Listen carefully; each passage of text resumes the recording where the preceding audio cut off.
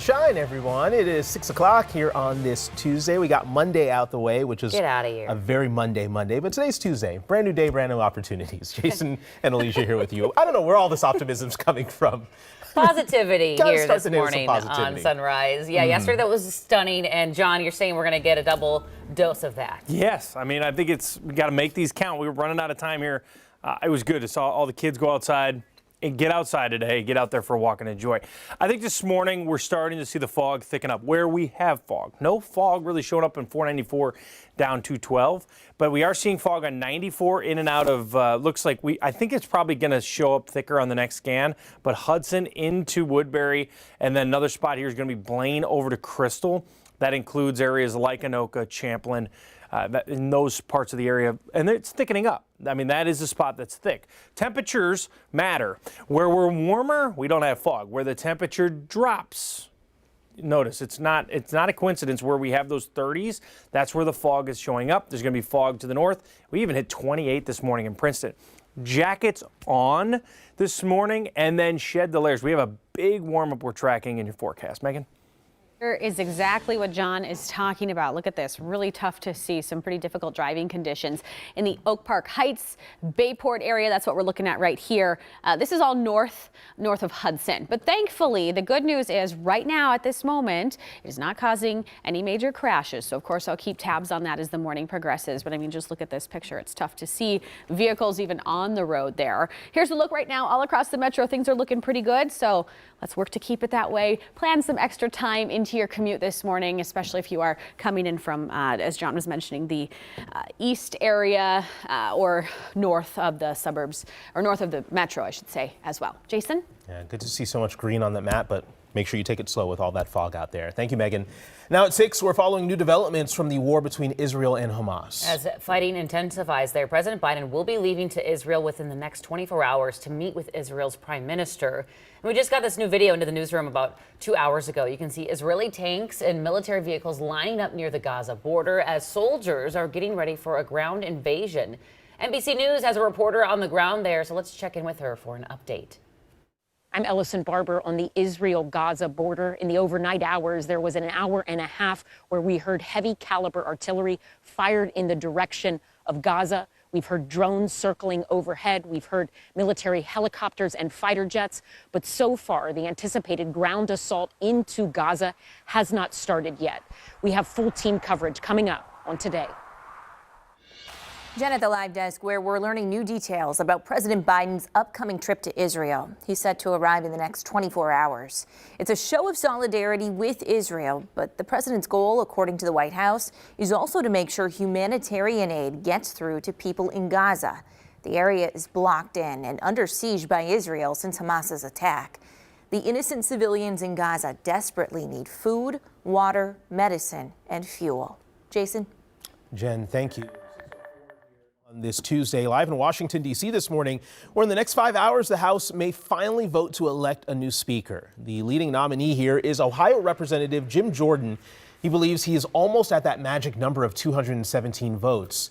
The Freedom Caucus co-founder flipped a number of Republicans who said they'd never vote for him after Representative Steve Scalise abruptly dropped out of the race.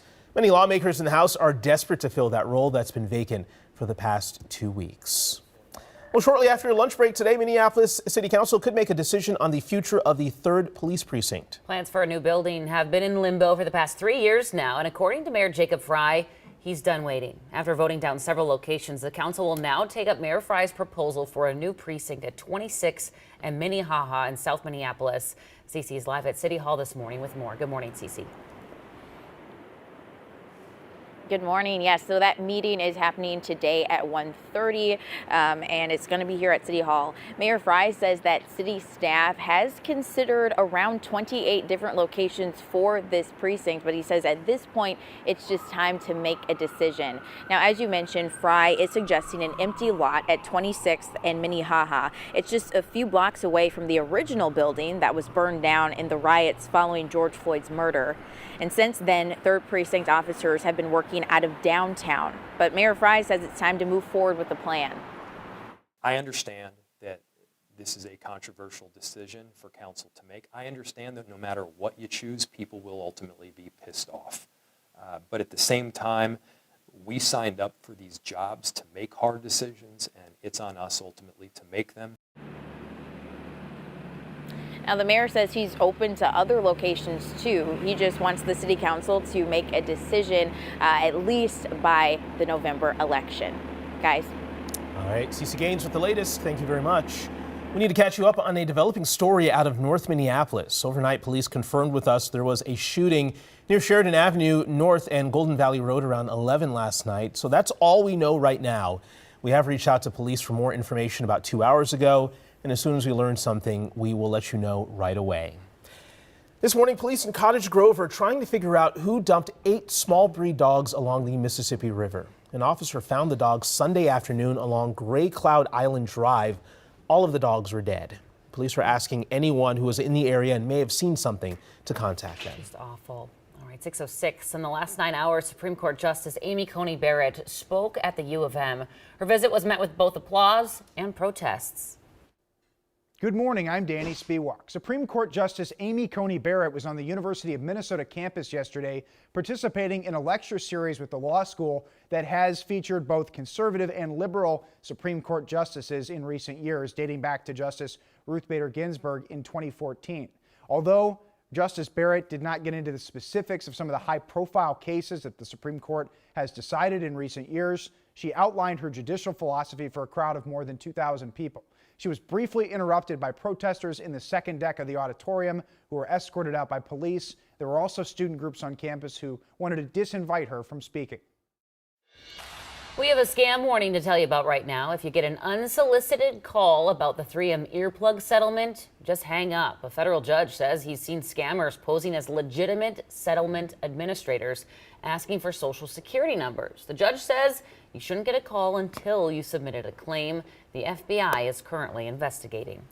As soon as today, crews could start cleaning out a growing homeless encampment in the uptown area of Minneapolis. This is outside the Hennepin County Library. Businesses in the area say the encampment is taking up too much sidewalk space and making it hard for people to walk. People there are also seeing trash piling up. But it's not just the mess they're concerned about. It's the well-being of the people at the encampment. When I got out of prison in 2018, all my family was pretty much gone because I did a 20-year sentence in the federal system, and I've been homeless ever since. I'm constantly told that there's people that are going to come out and help and talk to us and stuff like that, but we don't never get nobody out here talking to us. You guys are the first people to talk to me, other than other homeless people. So we contacted the city to see if they're doing anything to clear the area and help people in the encampment. We're told Minneapolis and Hennepin County are working together to move one person into a shelter today.